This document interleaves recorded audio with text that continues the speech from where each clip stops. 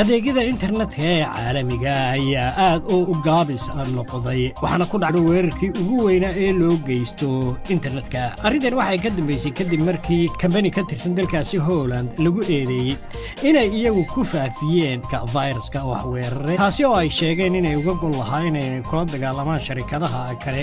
ee iyagu u sameeya waxyaabaha aafeeya internet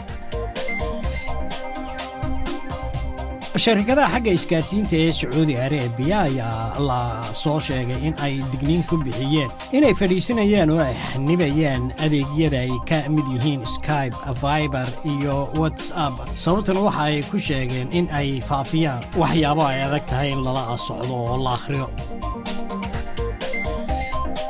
lagama yaabo in arrimaheenu asturan yihiin sida aynu malaynayno sababtuna waxa weeye telefoonada cusub ee imika la isticmaalo oo laga xogeeyo xogo halka aad ku sugan tahay goobta aad joogto waqtigaasi taasoo telefonkaagu sheegi karo goobta aad ka shaqayso